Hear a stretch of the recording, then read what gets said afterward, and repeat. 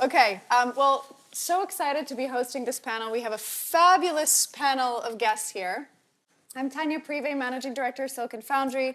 And for those of you that don't know, Silicon Foundry is a corporate innovation advisory firm, and we help clients translate what's happening in the emerging technology and innovation space into actual business outcomes. So this panel is very timely. We're going to be talking about venture clienting as a core function of CVC. Just raise of hands, how many people actually know what venture clienting is, really? It's pretty good, actually. Okay, that's actually more than I expected. Yesterday I was in a few meetings and I was like, what is that, actually? So I would love to take a few minutes, if you could just introduce yourselves, your name, your role. Also, how does venture clienting show up in your life? Should I start? Yeah, kick us off. Hi, everyone. I'm Davide Ritorto. I'm in charge of innovation at Lamborghini. What we do is quite clear. We sell dreams, not functional objects. Beautiful functional objects. Exactly. Just to give you a bit of a context, the why, the what, and the how of venture clienting at Lamborghini. I mean, the why, first of all, innovation has been rooted in our DNA since our foundation. So 1963, lightweight materials, carbon fiber, aerodynamics.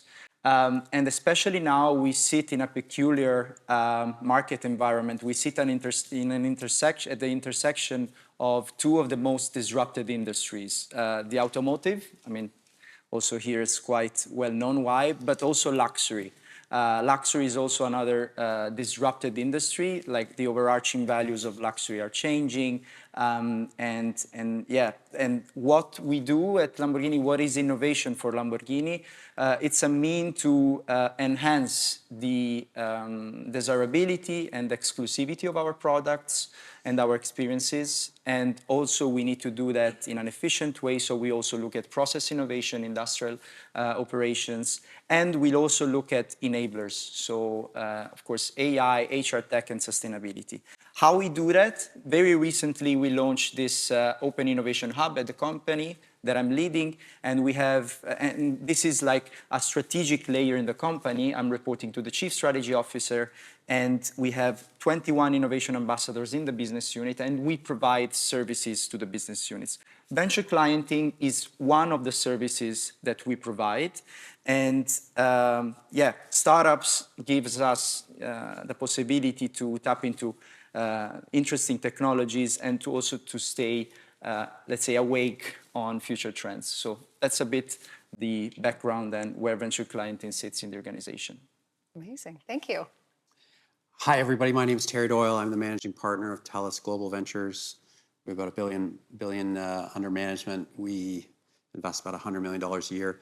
The business started out as a telco, and it's now diversified into a global technology and services business. And we in TGV exist to push the product roadmaps of the business. We are to drive incremental or adjacent revenue for the business units. And so we are highly adaptable. I have two measures for the team and myself, which is a rolling 5-year IRR, because we invest off balance sheet. But the amount of business that we do with our portfolio is the second measure. And to give you a sense, we did $73 million in business with our portfolio last year. We will break 100 this year. And the reason for that is we're highly adaptable to each particular investment. And that means sometimes venture clienting. So if you just are very crude about it, it's when the check gets written. Is it before or after you have a relationship? And I would say about 30% of the time, we have an existing commercial relationship. 70% of the time, it comes afterwards.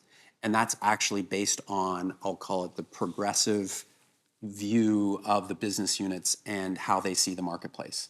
Some are laggards, some are leaders. And so we're trying to get them all to be leaders. So sometimes we're dragging the business unit into new spaces. Other times, and just as an aside, we have the second largest AI annotation business in the world. We do about $700 million of business with Google and NVIDIA, Chrysler, you name it. And Those guys drag me into deals. Hey, Jan LeCun just called us. He wants us to do work on his model. Would you like to meet him? Yes, I would like to see if I could get money into his business. So it's a tool amongst many that we use, and I can talk a bit about the specifics, but it's 100% one of the ways that we look at building relationships that will lead to new revenues for Telus. Very cool. Hello, everyone. My name is Ronja Staffregen. So for the last 12 years, I got to deep dive in the venturing world, being a founder myself, being on the investor side, or building venture studios, venture building, or venture capital arms for corporates. And somehow, then once I had my own agency for venture building, and I was the prime time in 2016, everybody had a lot of money in automotive. So then that was a good time. And then venture building basically had a whole collapse. At least if you asked the people who actually did the funding and the ventures, and that's basically when I realized, okay, let's not focus on the venture and the building that somebody who just has little knowledge about, but rather focus on people who actually have the knowledge about and work with startups. And ultimately, this is when I joined DB Schenker, and we did 160 pilots with startups. More than 55 were implemented into standard operations. And ultimately, I was at an event 1.5 years ago with Nils Wagner. He is the third generation of the Rehau group. And I was bragging about all these pilots at DB Schenker, and then, one thing came to another, and ultimately he was like, wait, we're doing venture capital and venture building, so what is it you're doing? And this is how we got together, and ultimately New Ventures from Rehau did a whole pivot, moving down from venture building, venture capital, because always the question, why should a polymer solution company such as Rehau invest or build their own startups, but rather use technologies from the startup scene and build them to automate and digitalize a 78-year-old company. And just for everyone in the room, what is Rehau and why should I care? Rehau is probably one of those companies that you all have installed in your homes or in your car, or you commuted today with a train, and you all been somehow sitting or using, or it's always the polymer solutions behind the walls, behind your dishwasher, behind on the heating floor, in your window solution. So it's always installed in your cars. We're basically one of the tier suppliers for the big OEMs, and it's a family-owned company based in Rehau, so it's actually a town called Rehau. Also, my license plate is Rehau, so I'm like in the whole term of Rehau. So it is one of those hidden champions, about small, medium companies with 14,000 employees and roughly 4.5 billion revenue. So let's just say I have a great playground to digitalize and automate, and basically every project obviously is AI driven. So now we have the AI transformation mandate in the group, and on my solution or my answer to the problem we have in the factories and obviously in the functional units is always implementing startup solutions, because one thing is quite clear, and this is what I like to tell all these Michaels in my company, is ultimately that we not really good. Our core competence is not AI. Our core competence is chemicals and polymer solutions and getting a really high quality product to our customers, but we do not have the competence to do AI. So let's just buy it and not make it. Oh, that's an interesting, yes, the build, buy, borrow, always in play here. Amazing. Well, thank you for the introduction. And I do want to ask a little provocative question. Let's kick it off and jump in. So, what is really the difference between just a regular relationship or a standard procurement process and venture clienting? And is venture clienting a fancy way to say we're buying this technology? Well, I believe that if we look theoretically speaking at the definition of venture clienting made by BMW Startup Garage, where was invented the term, is a company that is attractive enough to buy, test, and adopt startup technology. The best technology is coming from the best startups. And three elements here, I think. One is the problem that they're trying to solve. You need to have a problem. You need to have a clear strategic problem to solve. The second element is startups. Startups are like dedicated team, fully funded to solve a specific problem. And I think they need a peculiar attention because they need market access and market validation. They need speed, they need clarity, they need someone that can navigate, can let them navigate the corporate maze. And also, another aspect is attractiveness in the sense that the companies need to be attractive for the eyes of the startups, so they need to have dedicated process. And I always say that, you know, the venture clienting role is like having first a therapist, because you need to go around in the business collecting challenges and need. The second is navigator, because again, you need to let the people navigate the corporate maze. The roadshow. Exactly. And the third is scout, because of course you need to scout interesting solutions. So that's how I would frame venture clienting. I think ultimately it is just a fancy way of procurement, yet the people who are sitting in procurement just don't have the flexibility or also the empathy or the understanding that the solution is not going to be ready on day one. So just adding to what you said, Davide, and what I hope, because there's this huge hype about venture clienting, what I hope is right now we have this hype and we all understand, and it's good that here 90% of the people in the room know about it, but very similar to sustainability or diversity topics, I do hope that at one point we don't need to have this centralized venture clienting for a global company, but rather that everybody has the understanding, oh, let's just work with a startup. And one thing I'd like to point out here is, for instance, in Europe, I see more than 160 venture clienting units. Why do we need them? Because as Europeans, we are always a little bit more on processes and products and more risk averse. When you talk about venture clienting in the US, it's way less important because the Americans are way more prone to risk, way more prone to try out and talk to startups, etc. So I think it's just a luxury that companies offer venture clienting units to actually, I mean, all we do are just an extensive sales arm for the startup, right? So all we do is just sell it inside our company. For what? So it's a luxury for an organization to pay people to do that. But I do hope that it's not needed forever, and that actually purchasing, not only talk about big SAP and Googles and AWS, but also consider working with startups. I would 100% endorse that mindset. I tell my team all the time, like, we could get 10x on a $20 million investment for the company, and it would be largely irrelevant. It's almost immaterial for a business our size. Our job is to change the way the company thinks. Mm-hmm. So exactly the point that Rania was making.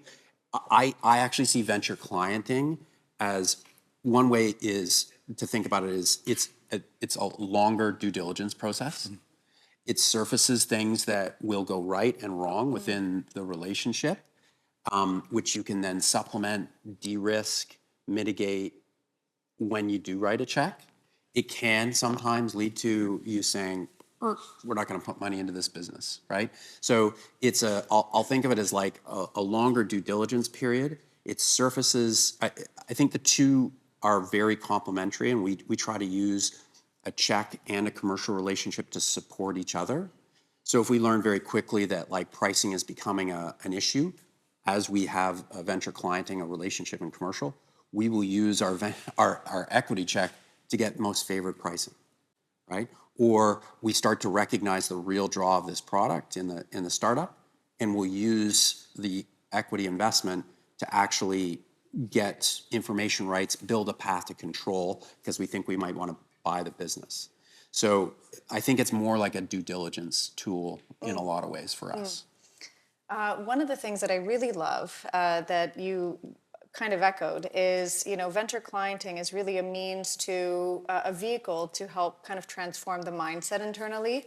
I think that's very powerful and a nice context from which to think about this. Okay, so Tara, you talk about the build versus invest, and I want to get into that. Let's start with Rania, actually. Terry. Terry, thanks for the transition. Okay, so obviously the first step at Rehau is, you know, venture clienting. And how is that, you know, why is that the case? And when, you know, why did you design it like that? So just putting out some hypotheses, as an investor, you get to see the deck, you maybe go into the data room, you actually maybe get some reference calls from existing customers, but you never actually work on a project. And ultimately, it's kind of like a relationship. In the beginning, it's all, you got your red glasses on, but when things actually have to be on the road, actually have to be implemented on the shop floor or, in the processes. And let's just be clear, our data is extremely ugly. So having beautiful data, then you have a beautiful solution, but how is it with really ugly, ugly data? And so this is where you actually get to know, it's like an operational due diligence for us. But one thing I have to make clear, I have a very strong opinion about the fact that reasons why corporate should be on a cap table of a startup, because it definitely always limits the options and opportunities for a startup thereafter. So the only reason when we think it makes sense is when the startup is perhaps wanting to enter a new market, like Polymer wanted to enter new regions, or then it can make sense for us to have a minority stake, or we have to have a really specialized joint venture for one of the plants where it's just we're the only customer. Then again, it can make sense. And then when we invest, we obviously also want to have a return on that investment. But let's just say it's not every pilot we have the ambition to invest at the end of the day. We actually just want to become a customer. Yeah, yeah, and sometimes that's the best answer. Okay, and Terry, one of the things that I think is particularly interesting about Telus Ventures is about half of your portfolio has some kind of commercial agreement with the mothership. How are you designing that motion, and where are you really, where are the benefits really coming out of it? And third question, how do you decide, you said that 30-70 split. How do you decide when you really just want to be a customer versus when you actually want to invest? 100%. So we exist, to my earlier point, if I put a check into a business and got a 5x return, which by the way, everybody here knows that's, pretty elusive these days, and we never did any business with the company, that'd be considered a failure. We sit within the finance function, yet we do a ton of strategy. My team has dedicated strategy professionals, ex-McKinsey consultants, et cetera, and they build the strategy with the business units. So what does that mean? That means that the universe is actually tightly defined before I even go out and talk to anybody. It also means that I know the 4 or 5 things from a commercial perspective that matter for our business units. So we very intentionally built the process of how we look at the marketplace in order to limit the universe. I say no, we say no all the time anyways, but I say no 99% of the time because we know if we're gonna go into autonomous, sprayer drones for ag, I know the 10 companies that matter. And I know the things that I can talk to them about almost immediately when I reach out to them and say, hey, we're interested in the business. We care about X. We want you to tie into our HRIS systems that farmers have. So it's a very tightly defined universe. And that means that we actually, sometimes we will be more comfortable with the idea of the business unit leading. Hey, let's build a relationship first. We'll sell, we'll figure this out. And then we get involved. That's the 30%. Often we will say, hey, we know the 5 things that we care about for a commercial deal. We're going to make the investment now.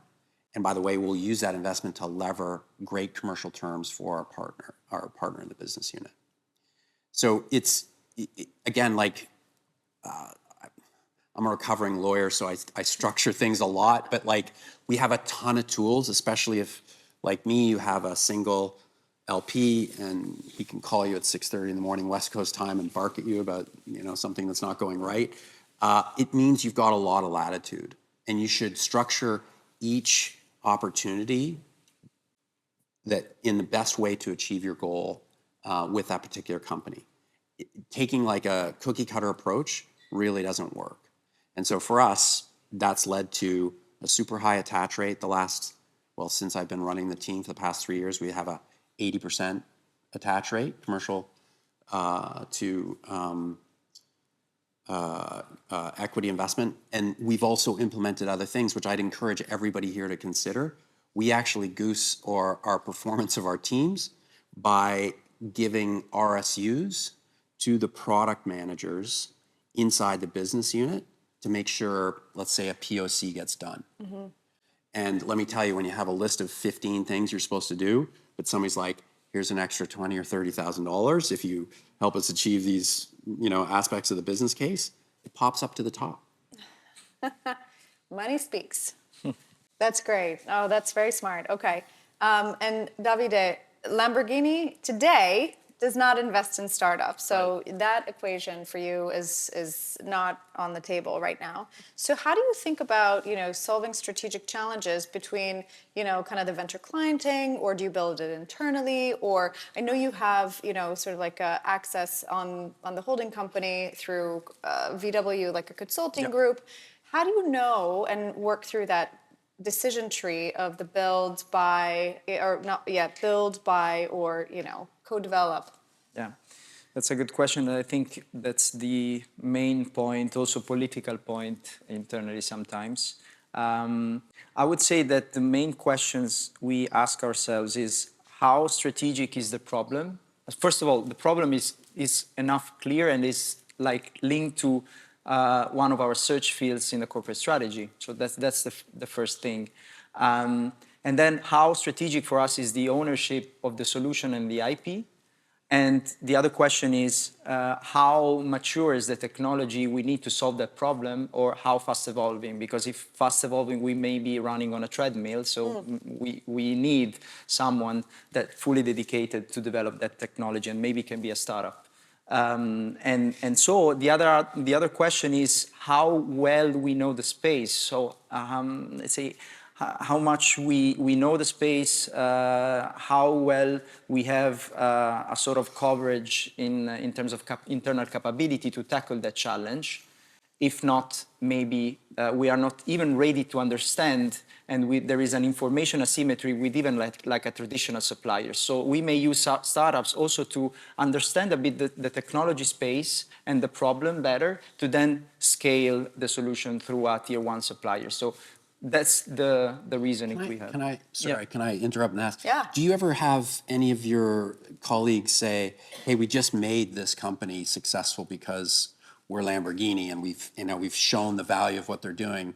Now we're driving this valuation on the business, and we don't get any of the upside. Do you ever have those conversations? Yeah, well, actually, most of the times, especially with whenever we have the high capability in that space. For example, we have like startups in the carbon fiber industry. We have a huge experience on that. So we help them getting that market validation and market access, and also to leverage our experience. And that's sometimes an IP problem, but also there can be an upside to that in the future that, for example, we can either sell services to them, like consulting services in some areas like, again, carbon fibers or aerodynamics, or we can get financial exposure and we can get the upsides you were referring to. So I agree with your point, but we are not there yet. Not there yet. Exactly. But actually, I do want to get into this, because for us, we were helping a pharma client think about this very point, right?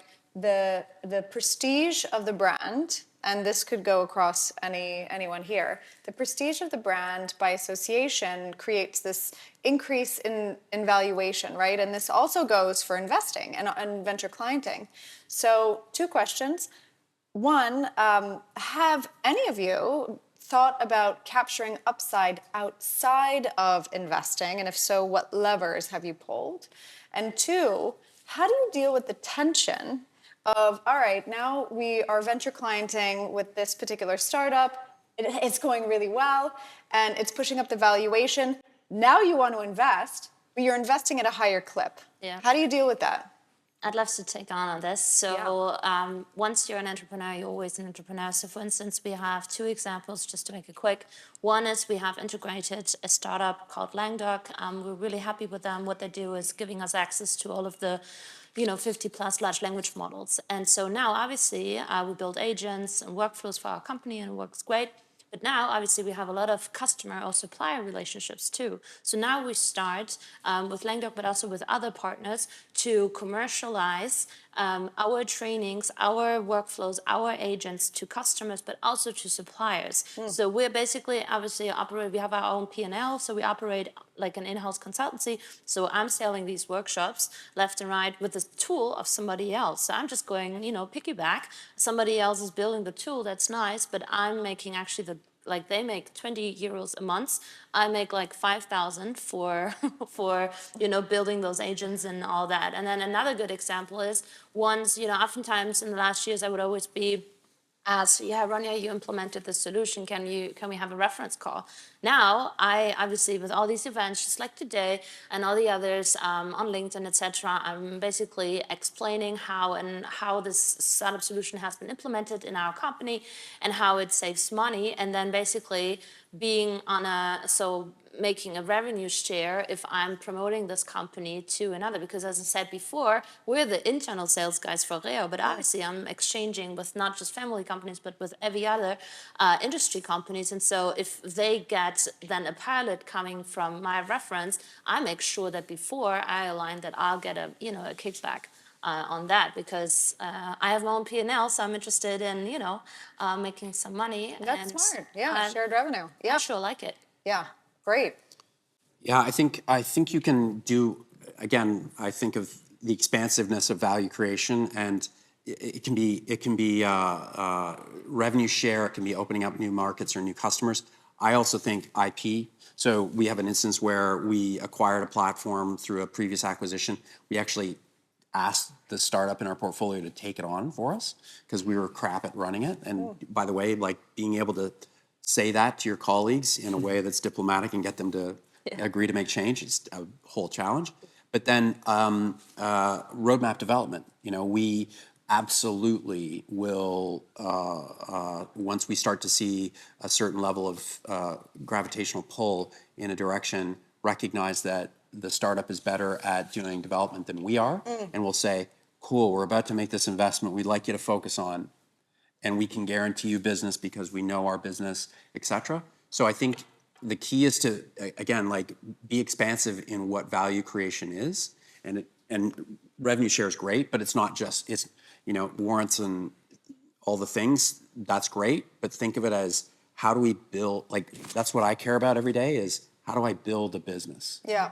How do you actually build value over time? You don't build a house with just a screwdriver. Although that would be nice. Maybe one day, 3D printing. Yes, yeah, and just, one of the things that we're seeing with our clients is warrants as being just like such an easy no-brainer that you negotiate after a successful pilot. That allows you the opportunity to buy equity at a later stage at an already agreed upon price. That has worked actually really well for a number of people, just as a lever. And it's a low lift, right? Like you just put it in the agreement and that's it. And it helps both sides. I mean, then the interests are aligned. Yeah, exactly. All right, one more thing on this pilot Purgatory beat, because God, they're so easy to do, but they're so hard to scale. So what has been the massive unlock for you guys in terms of, okay, you've done like 160 different pilots. I mean, everybody does, works with startups. What is like a massive unlock that you guys have really come to understand? And the alternative, what just kills, this capability of piloting to scale? There are two ways to run venture clienting operation. One is push and the other is pull. It's a very famous one.